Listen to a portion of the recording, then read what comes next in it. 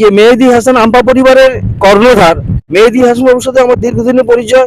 উনি যেভাবে সাধারণ খেটে খাওয়া দুস্থ মানুষের দাঁড়িয়েছেন, আমার অন্তরে হৃদয়ের অন্তঃস্থল থেকে আমি খুব সাধুবাদ জানাই। তো অসংখ্য ধন্যবাদ দিলীপ দাকে।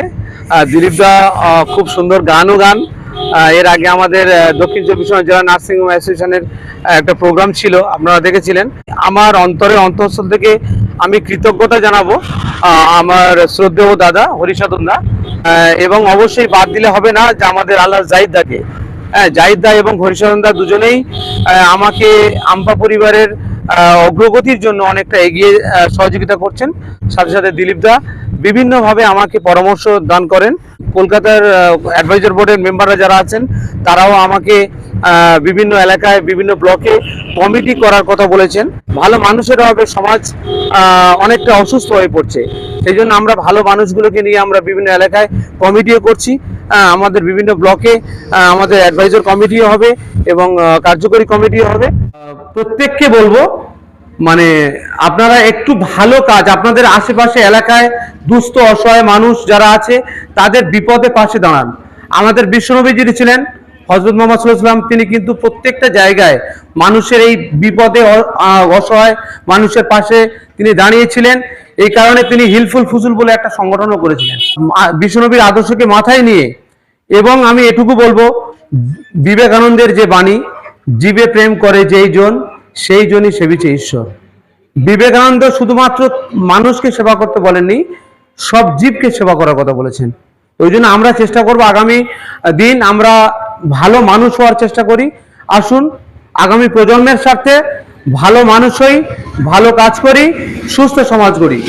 আজকের এই যে মহতী উদ্যোগটা আপনারা সকলে অবগত আছেন, যে সঞ্জীবনী হেলথ কেয়ার ফাউন্ডেশনের যে দাতব্য চিকিৎসালয়ের উদ্বোধন হতে চলেছে আপনাদের সকলের উপস্থিতিতে। এটা একটা দাতব্য চিকিৎসালয়। এখানে আপনারা সমস্ত ওষুধটা বিনা পয়সায় পাবেন। বিনা চিকিৎসায় মানুষ যেন মারা না যায়, তার ব্রত নিয়ে আমরা আজকের এই পথ চলা শুরু।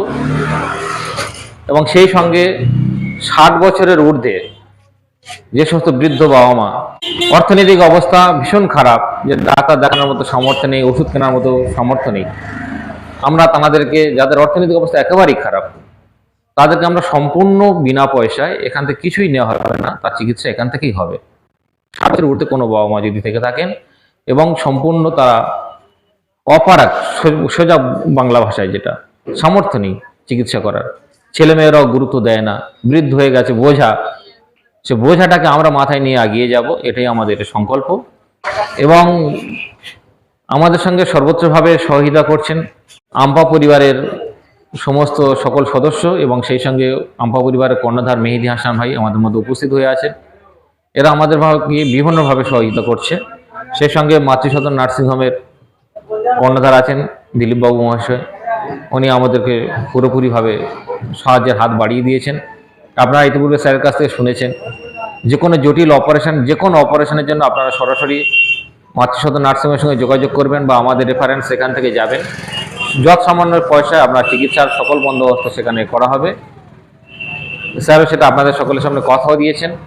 সেই সঙ্গে আপনারা আমাদের সহযোগিতা করবেন যাতে এই সংস্থাটা এখানে দীর্ঘজীবী হয়।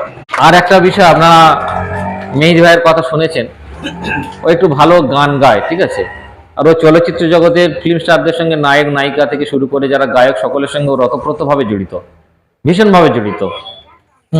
সেখান থেকেও অর্থনৈতিক সাহায্য নিয়ে সামান্য তারা আপনাদের জন্য দিয়ে থাকে, সকলের জন্য দিয়ে থাকে, বিভিন্ন সমাজসেবা কার্যক্রমের মধ্যে যুক্তও থাকে। মেহেদী ভাই একটা ছোট্ট একটা আমরা রিকোয়েস্ট করব, একটা গান দিয়ে তুমি শেষ করে দাও। তো আমি দিলীপ দাকে রিকোয়েস্ট করবো, মাতৃভবনের কর্ণধার, গানটা আমার সাথে উনি ডুয়েট গাইবেন। দাদা প্লিজ। কোনটা গাইবেন? সেদিন দুজনে দুলেছিল বনে, ফুল ডোরে বাঁধা ঝুলনা। সেদিন দুজনে দুলেছিল বনে, ফুল ডোরে বাঁধা ঝুলনা। সে স্মৃতিটুকু কবু ক্ষণে ক্ষণে যেন জাগে মনে, ভুলো না, ভুলো না, ভুলো না, ভুলো না। সেদিন দুজনে দুলেছিল বনে, ফুল ডোরে বাঁধা ঝুলো না। থ্যাংক ইউ সবাইকে।